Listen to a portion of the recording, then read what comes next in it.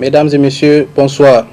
Bienvenue dans un nouveau numéro de Parlons-en, votre émission culturelle qui traite de divers sujets. Aujourd'hui, notre premier invité du jour, c'est Monsieur Mohamed le Timide. De son vrai nom, Mohamed Saoudi Sayebou, c'est un jeune humoriste. Du refuge à la passion, de la passion au métier, il en a fait le sien. Il intègre le Harka Comedy Club en 2020, l'unique scène mensuelle régulière pour se perfectionner et aiguiser ses vannes. Il a participé depuis à 18 numéros de Harka Comedy Show, 3 numéros de Cabaret des Rires et à la deuxième édition des Rencontres internationales du rire à Niamey. Il a organisé son one-man show Je suis timide le 1er mai 2020 à Canal Olympia de Niamey. Aujourd'hui, Mohamed le Timide fait partie incontestablement des espoirs sur de l'humour et précisément du stand-up nigérien. Bonsoir. Bonsoir. Et à ma gauche, nous avons aussi M. Ahmed Ousmane, jeune promoteur culturel. Vous avez intégré très tôt l'univers de la culture dès le collège en jouant des pièces de théâtre et en organisant des événements scolaires. En 2014, vous lancez votre carrière de management en prenant sous votre houlette Al-Radik, un artiste qu'on ne présente plus. En 2015, vous créez le collectif Niger Culture avec 4 autres jeunes promoteurs. Ce collectif était chargé de faire la promotion des jeunes talents dans tous les domaines de la culture. Aguerri de ces expériences, vous avez créé en 2017 votre agence d'événementiel dénommée Harka 2043. Vous créez ainsi le concept de Harka Comedy Club. Je rappelle le seul événement mensuel 100% humour au Niger.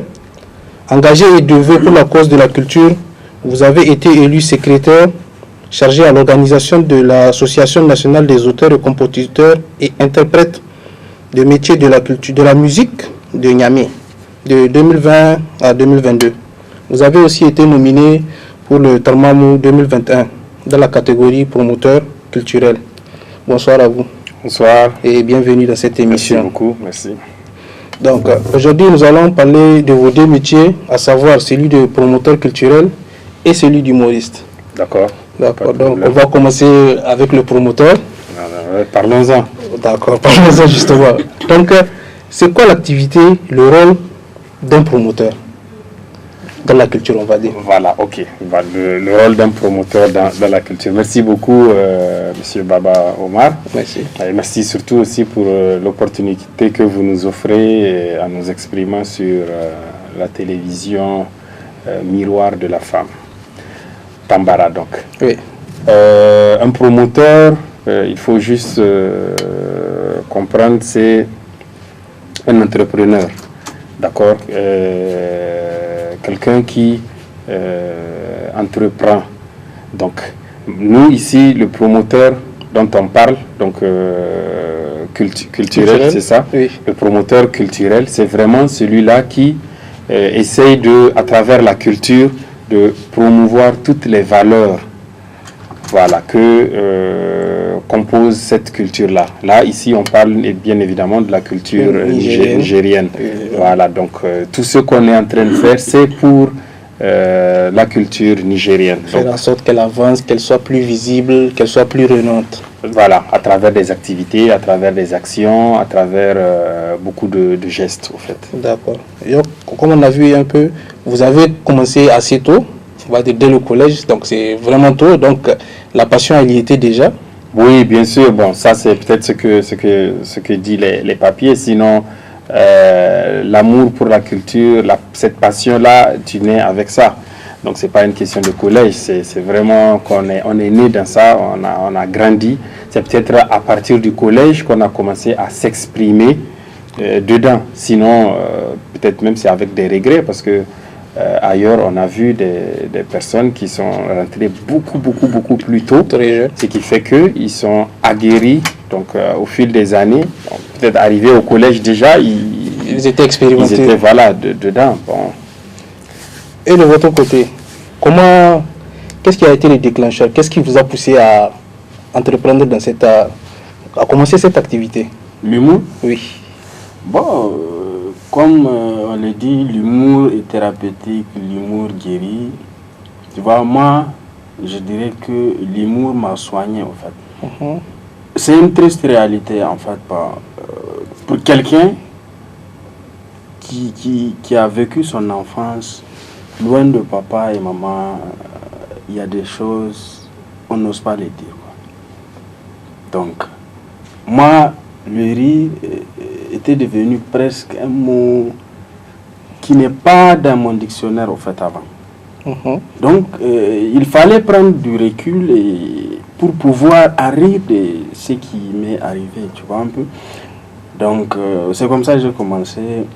Donc, c'était devenu presque un refuge. Voilà. Avant et après, c'est devenu vraiment une passion.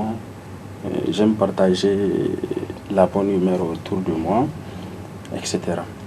La bonne humeur. Ouais. En tout cas, faisant rire les gens, en tout cas, ça détend un peu et ça fait penser à quelque chose. C'est comme une sadaka, si tu ne sais pas. Ouais, sadaka. C'est les bonnes choses. Et au niveau de votre comédie club, quel genre d'activité vous organisez? Bon, c'est essentiellement autour de l'humour. C'est essentiellement vraiment de la comédie. Tout ce qui, comme il l'a dit, procure la bonne humeur. Parce qu'il faut comprendre que quand on parle de spectacle d'humour, ce n'est pas uniquement venir et rire aux grands éclats. Non. C'est vraiment, nous, on est, on est ce genre de personnes qui créent des cadres, d'accord, où toi, individu lambda comme ça, tu peux venir et déverser tout ton stress, les aléas enfin, de la vie qu'on connaît. On fait en sorte que quand tu viens chez nous et que tu quittes, que tu sois comme un bébé. C'est-à-dire, tu as tout déversé, tu as été content, tu as ri naturellement, mais au-delà, on t'a vraiment donné, c'est beaucoup de messages qu'on porte dans nos spectacles. C'est beaucoup d'idées, beaucoup de... je me rappelle même une fois, une dame qui nous a carrément dit, vous ne savez pas ce que vous faites, vous venez au fait de sauver mon couple. Carrément. Parce qu'elle est allée avec son mari, avec qui il ne s'entendait pas. Et ça faisait longtemps.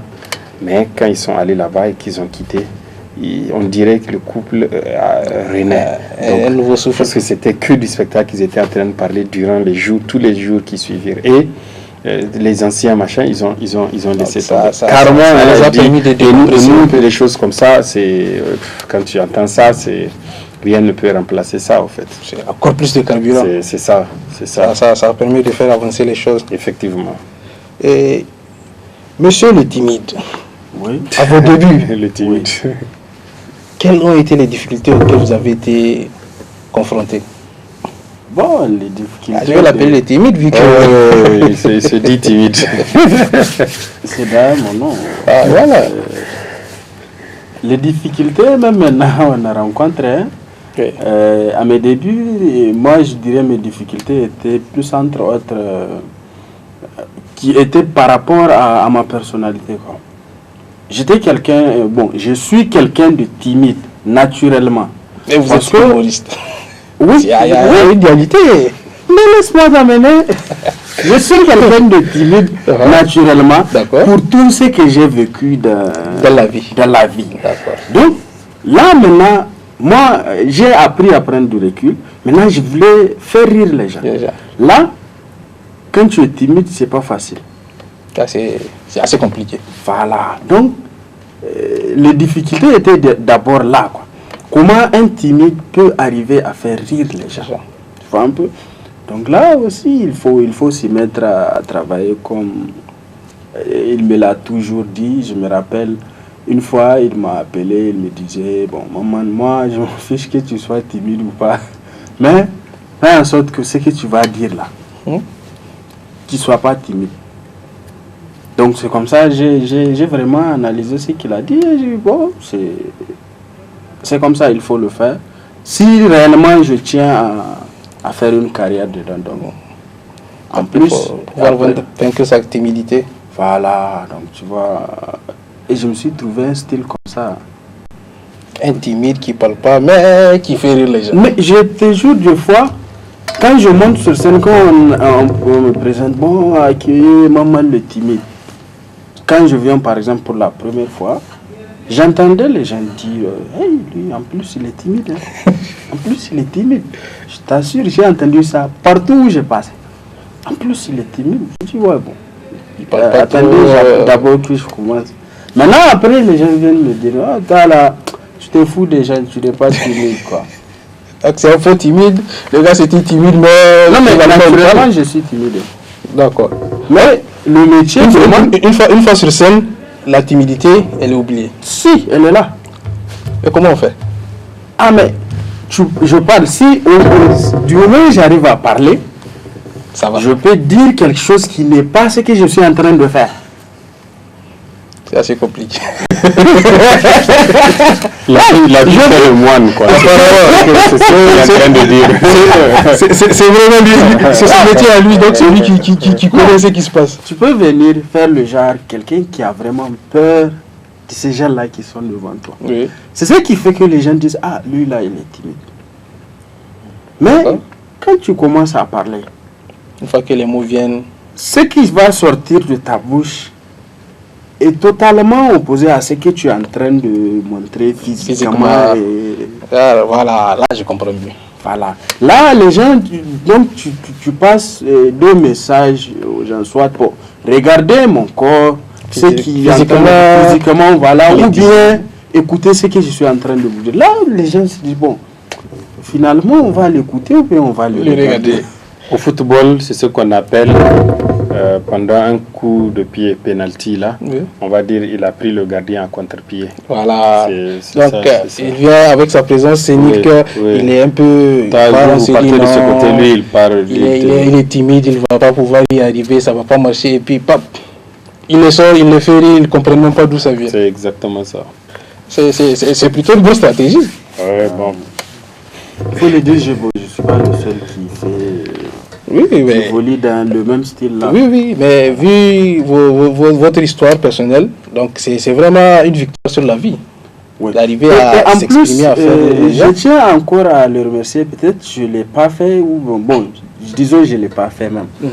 Une fois, il m'a dit, à mes débuts, il m'a dit, bon, Mohamed, pour faire de l'humour, il faut être naturel. Oui, effectivement. Voilà, donc, j'ai toujours gardé la phrase, il faut être naturel. Et moi, naturellement, je suis timide. D'où même vient le nom en tant que tel, tu vois. Et le jour où la première fois qu'il m'avait présenté, il a dit, bon, mesdames, mesdemoiselles et messieurs, l'humoriste qui va venir, c'est l'humoriste le plus timide d'entre nous. Et effectivement, c'est ça. Moi, quand je viens à un endroit, bon, je m'installe, je regarde les gens faire. Je vous regarde, vous finissez, c'est comme ça que vous faites. Voilà. Si je peux faire, je fais avec vous. Si je ne peux pas faire, je vous dis, ah les gars, désolé, moi, je ne peux pas. C'est plus fort que moi. C'est plus fort que moi. Ok. Et de votre côté? Ah, moi, je ne suis pas timide. Non. Là, c'est clair. Mais quelles difficultés vous avez rencontrées lorsque vous êtes lancé dans le métier de promoteur culturel? Parce qu'avec, on connaît la situation du pays et tout ça. Effectivement. C'est pas toujours facile. Effectivement. Bon, moi-même, je vais commencer par ce que lui aussi a dit au début. C'est-à-dire ces difficultés-là, on les rencontre toujours.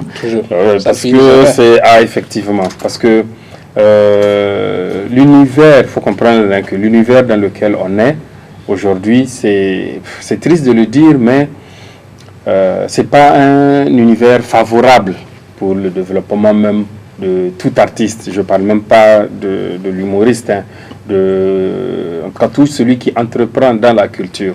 Le milieu n'est pas du tout favorable. Il faut souvent qu'on essaye de dire les mots justes dans les lieux justes, quoi. Et je pense que le lieu ici, il est vraiment, juste. On est là pour en parler. Voilà.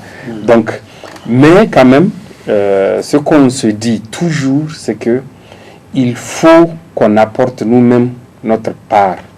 C'est-à-dire, si le milieu n'est pas propice, c'est parce que peut-être jusqu'à présent, on ne fait pas ce qu'il faut réellement. Donc, chacun doit faire sa petite part. Voilà, chacun doit amener sa contribution. Il ne faut pas qu'on se dise, ah, parce que non, dans la culture, ça ne marche pas. On a entendu beaucoup de parents dire ça à des artistes, des humoristes qui nous sont passés par Haraka Comedy Club, mais à juste titre, hein, que laisse ça, ça ne marche pas, quel artiste tu as vu, on est d'accord. Mais je vous promets que si dans d'autres pays ça a marché, il faut comprendre que ces pays-là ont été à la même place à laquelle nous sommes aujourd'hui. C'est juste qu'ils ont, voilà, ils ont cravaché et ils sont arrivés là où ils sont aujourd'hui. Donc, si quelqu'un ne le fait pas, c'est pas comme ça que la chose va venir. Il faut forcément que quelqu'un travaille. Donc, même si c'est pas pour aujourd'hui, parce qu'on le dit souvent, moi je le dis aussi tout le temps même, et je l'assume, même si c'est pas avec nous que ça va marcher, au moins qu'on dise que ce qu'on a essayé de faire là a porté ses fruits dans les années à venir. Être donc, un peu pour les générations peut-être à venir. Un peu pionnier. Voilà.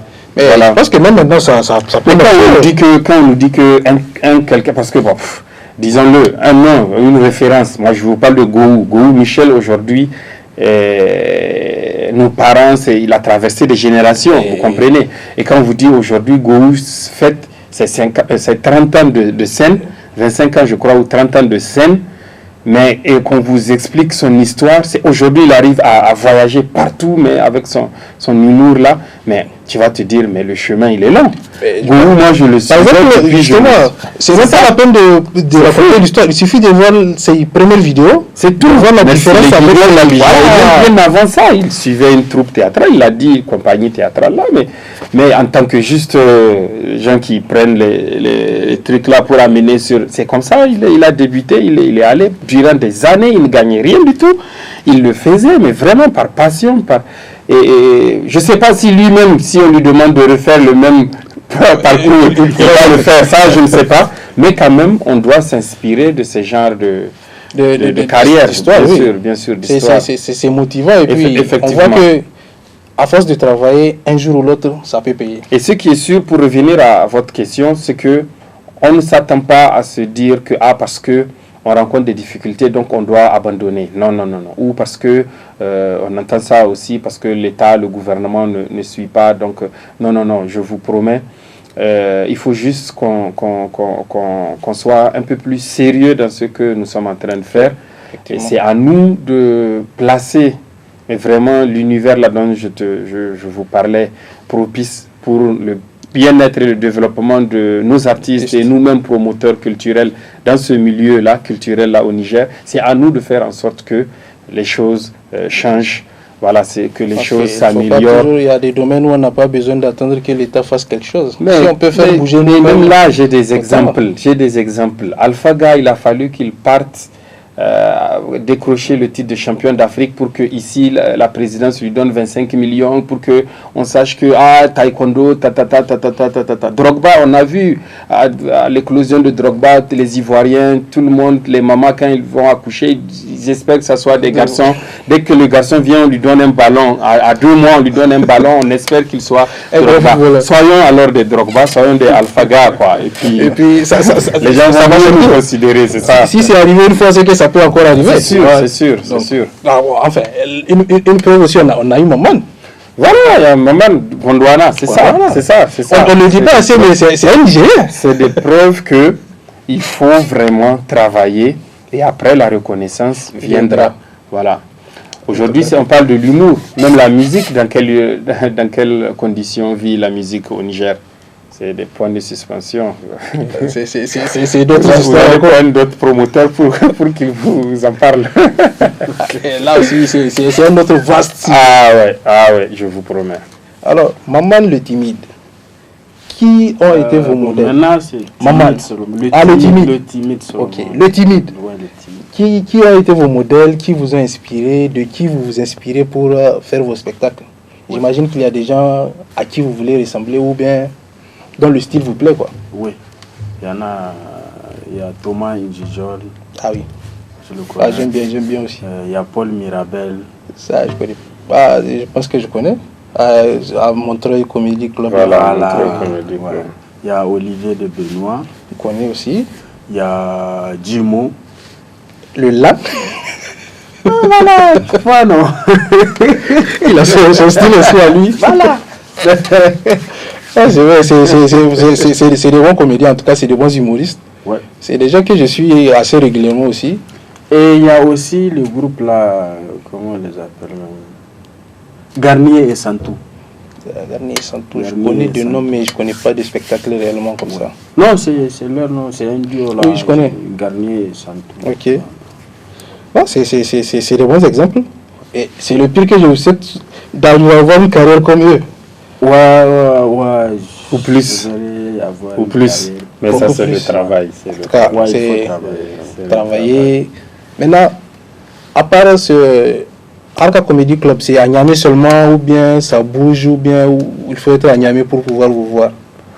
Oui, Haraka Comedy Club, show, Oui, show. on les fait à Niamey, Mhm. d'accord, mais effectivement, depuis maintenant 1 an et demi, voire 2 ans, non 1 an et demi, ou 1 an, en tout cas l'année passée, début d'année passée, on avait initié aussi un projet pour amener l'humour pour tout le monde.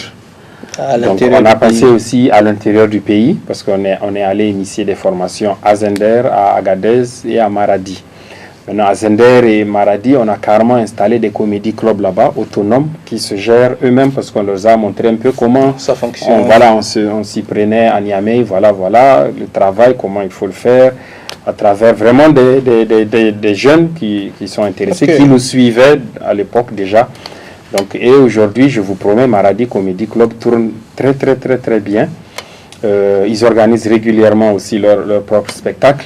Ok. Donc, en tout cas, on n'est pas encore allé à Tawa, Dosso, Tilaberi, bon, Difa. Ça reste encore. Le travail, il est vraiment énorme. Mais quand même, Haraka Comedy Club est basé vraiment à Niamey. D'accord. Ça se développe tout petit à petit. Petit à petit ici à Niamey, parce qu'il faut que effectivement, d'abord pour Niamey soit assez, c'est à partir de nos petites expériences là qu'on pourra Développer ça aller, ailleurs. oui, ailleurs. Donc on continue d'engranger de l'expérience Toujours. jusqu'à Toujours. arriver à un moment où on peut dupliquer ça un peu partout. Facilement en fait. Ok. Et un one-man show, un spectacle où... Là, c'est un peu différent des d'un sketchs de comédie Là, club, ouais. là, on est seul pendant 1 heure, 2 heures. Comment ça se prépare, comment ça se gère, comment ça se fait? C'est pas facile. Bon, Parce que je me dis, une vente de... Bon, tu viens 5 minutes, ça va. On peut dire, bon, pas dire que tout le monde peut le faire, mais c'est plutôt assez gérable. accessible, C'est ouais. gérable. Mais 1 heure de temps où tu dois pas avoir des... Enfin, pas trop de temps mort, De quoi. temps mort. C'est oui, lourd à gérer. d'abord, c'est un travail vraiment, comment on dit même, d'abord il faut écrire, il faut savoir d'abord les thèmes dont tu veux aborder, Oui. la chronologie, et maintenant encore qu'est-ce que tu vas dire. Un spectacle d'1 heure, 2 heures, les gens ne peuvent pas rire pendant Pendant tout le temps. 1 heure. Ah non, ils vont se fatiguer. C'est un travail de fond, c'est vrai. Donc, Il faut des pics. voilà, il y a des moments où, bon, ouais, on suit, c'est bon. Mais, sans pour autant perdre le fil là, et ça va le faire. Ça demande beaucoup de travail. C'est assez Je me compliqué. rappelle, moi, à un moment, j'ai failli dire, est-ce que je peux? Mais on a déjà lancé le spectacle, les gens ont déjà commencé à acheter les tickets, donc qu'est-ce que je On est obligé de finir. obligé de filer. Voilà, jusqu'à être insomniaque. Je dormais pas. Il faut le rappeler parce que comme vous l'avez dit en introduction, c'était le 1er mai. Si vous vous rappelez, Oui. le 1er mai, Mais- c'était le jour de la fête de Ramadan. Donc il a dû travailler aussi pendant le mois de Ramadan. Donc avec Pour la les préparation. jeunes et tout, avec le jeune et tout. Donc il fallait Je me aussi- rappelle du spectacle C'est beaucoup. au niveau du canal Olympia. Oui, Canal Je me rappelle Olympia. très bien. Ouais. C'est. En fait, j'essaie de mettre à votre place, mais c'est assez compliqué. Tu vois, tu viens devant les gens, tu dois les faire rire. Genre, il n'y a personne qui va te remplacer après, tu es seul. Bon, C'est tu lourd. sais, Il y a la pression quand même. Il y a la pression, mais l'humour, le stand-up, il y a des techniques, on utilise des techniques pour faire rire les gens. Tu Ok. vois un peu. Il y a des techniques qu'on appelle l'observation. Tu vois, si je prends par exemple exemple d'une observation, c'est par exemple observation, un humoriste regarde quelque chose et il en fait une vanne. Ok. Tu vois un peu, Là, par exemple, peu le Niger, on a l'uranium. on a le pétrole, on a vraiment des ressources minières. Voilà. Normalement, un pays qui a ça doit appartenir à G20, n'est-ce pas? Les pays riches. Ouais, si, nous, c'est bien géré. Nous, on est dans G20. On est dans les G20. Voilà, et tu vois, même dans les G20 là, nous vraiment on est l'exception qui confirme la règle. Quoi, tu vois? C'est-à-dire chaque fois que les autres pays vont à droite, nous vraiment on va à gauche. Regardez nos voisins par exemple, Burkina, Togo, Sénégal, Cameroun. Pour ne pas avoir de problèmes, ces gens-là sont allés mettre de petites étoiles sur leur drapeau. C'est ça, non? Oui. Les grandes puissances, États-Unis, ils en ont mis autant d'étoiles qu'ils veulent. Tu vois, pendant ce temps, nous, le Niger, on est allé décrocher le soleil et l'accrocher sur notre drapeau. Donc c'est pour ça qu'on a chaud. On se plaint qu'on a chaud. On aurait dû prendre les étoiles. Ou la lune carrément. Faut passer. Là, tu vois, c'est un exemple d'une observation. Donc on en retourne, on fait rire un peu les gens. Puis d'un moment aussi, ça peut faire réfléchir sur certains thèmes, quoi. Voilà. C'est d'où ce que je disais vraiment, l'humour, un spectacle d'humour, c'est pas juste venir rire. Il y a aussi de l'information, de l'éducation, de la sensibilisation qui se fait. Et comment ça se fait la détection de la formation des humoristes? Comment on arrive à dire, lui, ça va, il peut être un bon humoriste? Comment on le forme jusqu'à ce que ça devient vrai? À cette question, moi je vais vous répondre que ça n'existe pas en réalité. Il n'y a pas quelqu'un, on va dire, non, lui, ouais, j'ai détecté l'humour, non. Sinon, on en a vu beaucoup. Combien sont de nos frères ou sœurs qui sont tellement drôles quand ils sont en public, quand ils sont en fada, en famille, oui. tout. Et je vous promets, venir s'arrêter devant un podium, genre devant un public sur un podium et faire rire les gens, c'est un métier, c'est un boulot. Et quand on parle de métier, il faut du travail. Il faut nécessairement du travail. Donc, souvent, effectivement, on voit des gens qui viennent et qui nous disent, vraiment, je sens que je peux le faire, j'ai des capacités, j'ai des attributs, voilà, je fais rire les gens. On accepte parce que nous, on est ouvert à tout le monde. Voilà, et il n'y a pas d'âge, au fait, pour faire rire les gens. Voilà, donc, on est ouvert. Donc, on a essayé avec beaucoup de gens. Il y en a qui, effectivement, sont très drôles et qu'ils arrivent à s'exprimer sur la scène. C'est rare, mais quand c'est comme ça, c'est excellent. Mais il y en a qui, comme il l'a dit, lui, aujourd'hui, c'est une référence, comme vous l'avez dit dans l'introduction là.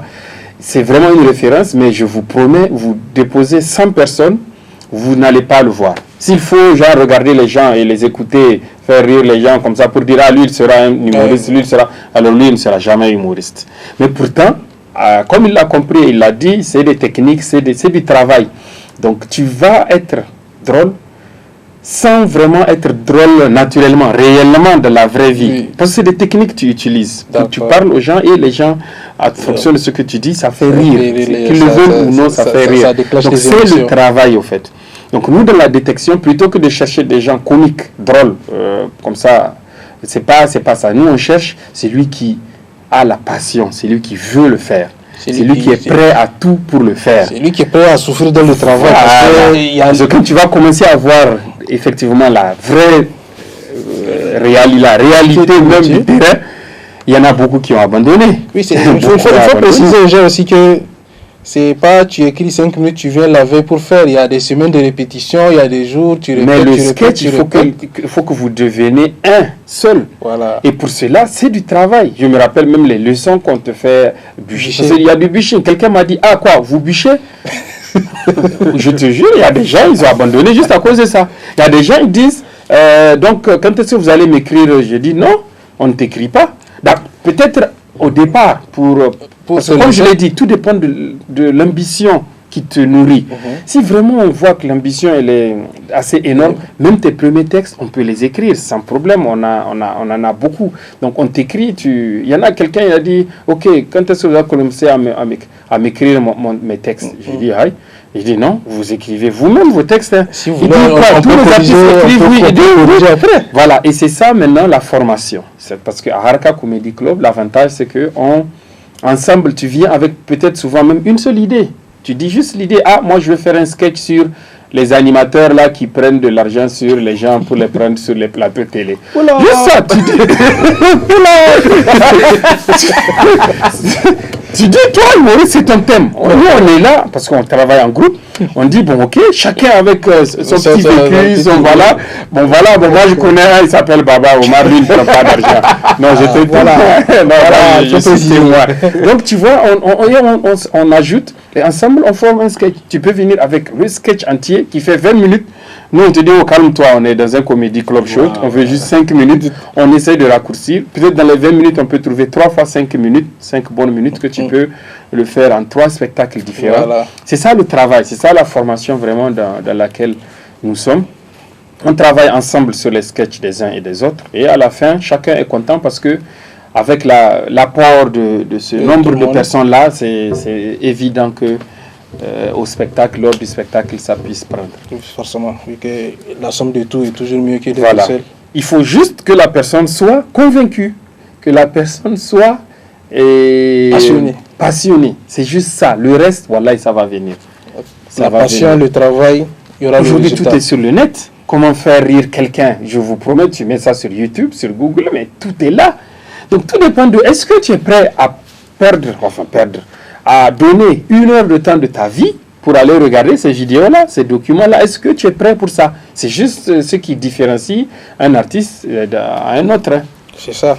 Donc, il y en a qui s'arrêtent juste à la facilité. De faire rire. Parce que j'ai vu un tel affaire. Tu dis non, bon, ça ne m'intéresse plus. Merci. Ou quand tu as fait une fois, c'était bon, tu veux reprendre toujours la même chose, tu ne travailles pas, tu veux... Au bout d'un certain temps, ça va commencer à agacer les gens. C'est vrai, il faut aussi dire que le renouvellement aussi. Toujours. Je vous promets, des gens comme Gad Elmaleh, des gens comme Michael Jackson, des gens comme Cristiano Ronaldo, pour vraiment sortir, malgré leur talent, ils continuent de travailler toujours. Forcément. Sinon, aujourd'hui, moi, je suis un Cristiano Ronaldo, si je veux la faire, je dis, je ne m'entraîne plus. Pourquoi je vais m'entraîner? Je suis Cristiano Ronaldo. J'ai tout gagné. Je suis Messi, je ne veux plus. Non, je n'ai pas besoin. Ils n'ont vraiment pas besoin, réellement, mais ils le font toujours parce qu'ils savent que plus tu travailles, mieux tant que tu es dedans, il faut toujours travailler. Forcément. Le timide, quelle a été votre meilleure expérience sur scène? Je dirais la première fois que j'ai goûté à l'adrénaline là. C'est-à-dire la première fois que j'ai fait vraiment la scène du stand-up en tant que devant le public, devant tout le monde, les applaudissements, les acclamations, l'émotion. Comment on arrive à gérer une telle émotion? En tout cas, moi, les jours-là, je ne sais pas comment j'ai fait, mais je me suis rappelé d'un cours à l'école, on me disait que le cerveau est programmé, genre, si tu es en difficulté, il te sauve, quoi. Bon, en tout cas, je ne sais pas comment il m'a sauvé le jour-là.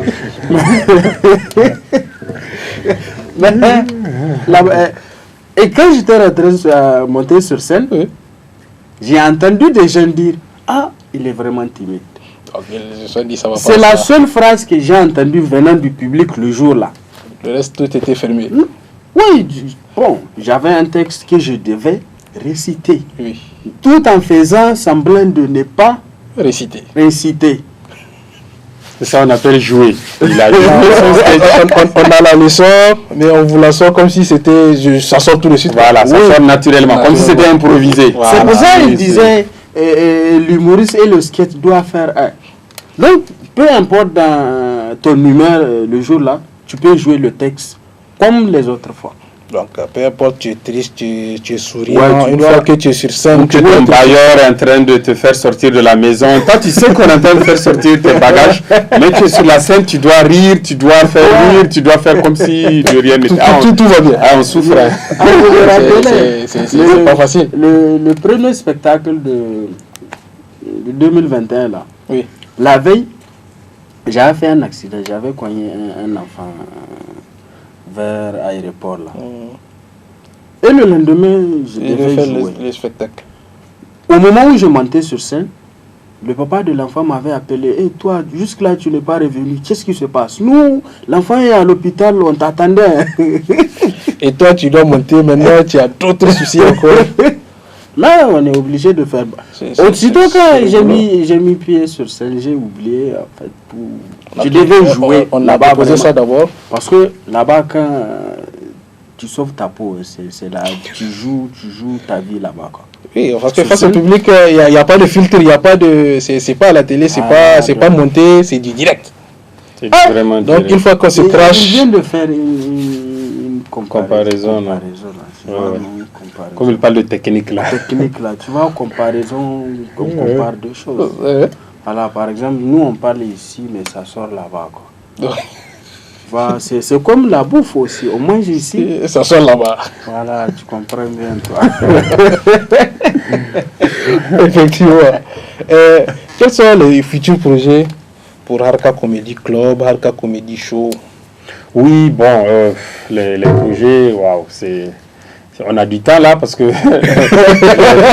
ils sont énormes, ils sont beaucoup. Nombreux. Oui, bon, mais quand même, on est sur un festival. On a fait, on a initié cette année même, donc la première édition, c'était du 5 au 11 juillet passé là. Donc on avait eu la participation de pays de la sous-région comme la Côte d'Ivoire avec Mr Nias, le Bénin avec Sam du Barça, le Togo avec Kedmar et c'est ça, non? C'est ça, voilà, c'est ça, c'était les trois pays. Ah, il y avait le Niger. Il y avait le Niger, naturellement, avec Maman le Tibi, avec MRK, avec Raoult. Il y avait aussi Fanny Lelo. Donc, on est sur la deuxième édition déjà. C'est la deuxième édition, puisqu'on a décalé, on a glissé. On aimerait vraiment le faire en début d'année, donc en janvier. Donc, le festival revient déjà. Donc, du 4 au 8 janvier 2023. On est actuellement vraiment trop focalisé là-dessus parce qu'on va recevoir des humoristes encore et encore qui nous viendront de la sous-région. Il y aura du lourd. Il y aura du lourd. Mais pour l'instant, on garde la surprise. On sait que quand même la programmation sera... Il y aura encore le Niger, bien naturellement. Ça se passe au Niger, ici il n'y a pas de Nigérien. Bien sûr. Tu parles du lourd. C'est pas comme de la musique. C'est comme de la musique. Mais souvent on s'emprunte, on les a empruntés des mots. Il y aura du lourd bientôt dans les bacs, tout ça. Le festival c'est bientôt dans les bacs. Donc on s'adapte aussi, on s'adapte. Sinon à part ça, vraiment on travaille aussi sur des projets individuels. Parce des one-man shows. Voilà, des one-man shows, des placements d'artistes par-ci, par-là. Donc, parce que l'idée, c'est toujours de faire connaître nos artistes, voilà, et les artistes même en général, et leur talent. Il faut préciser aussi qu'à la Comedy Club, il y a aussi des filles. Oui, effectivement. C'est pas qu'un métier d'homme. Oui, déjà on pensait que c'était juste pour les hommes. On dit humoriste, un humoriste, il y a aussi des humoristes.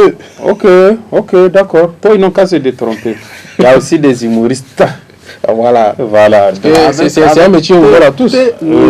T'es mieux, oui, avec t'es mieux. Non, il y en a beaucoup. Les projets ne s'arrêtent pas, parce que on a beaucoup de boulot, beaucoup de travail à faire. Donc, tout ce dans quoi en tout cas on est, c'est pour promouvoir l'humour ici au Niger. Il faut qu'on arrive à placer le Niger sur la carte de l'humour mondial. Parce qu'il y a assez de place pour le faire. Mais on a les talents, on a tout.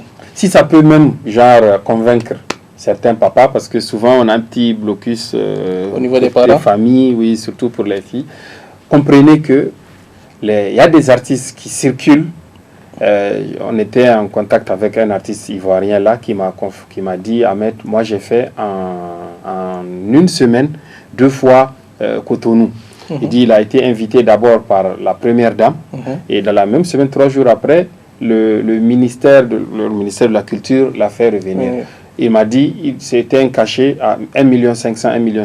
Et c'est pas un spectacle où public on doit venir payer. Non. Le gars est allé juste pour faire rire les gens là. C'était des soirées privées.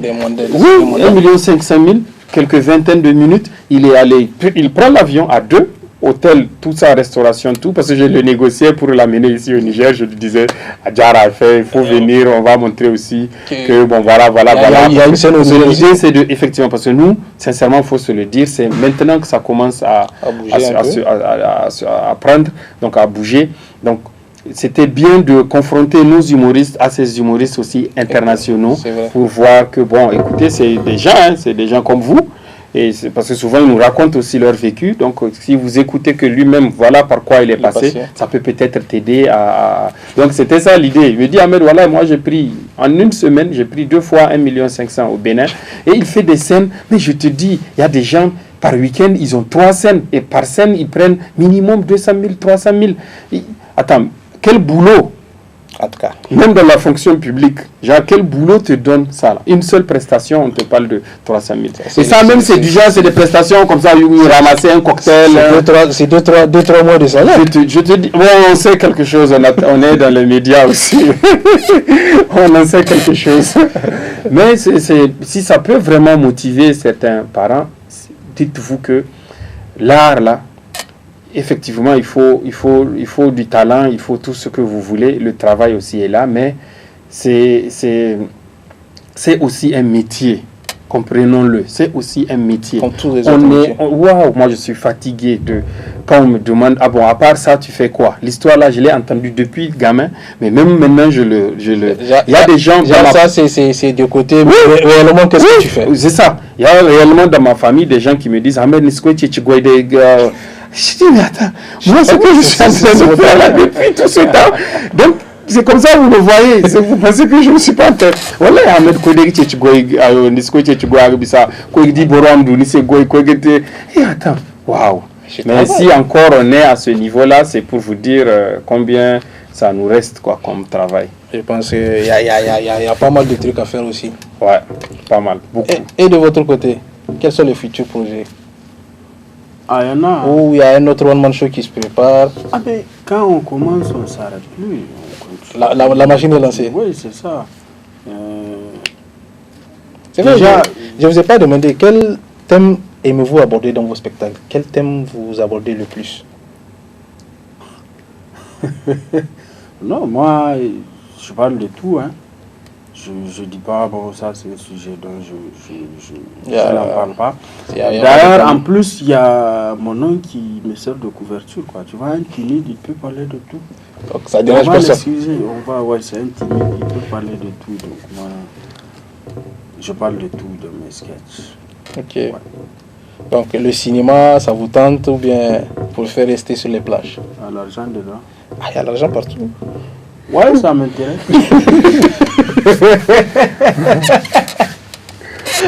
Non, peut-être qu'il ne le sait pas encore, mais tu lui as demandé ses projets. Oui. En novembre, il doit se rendre à Cotonou.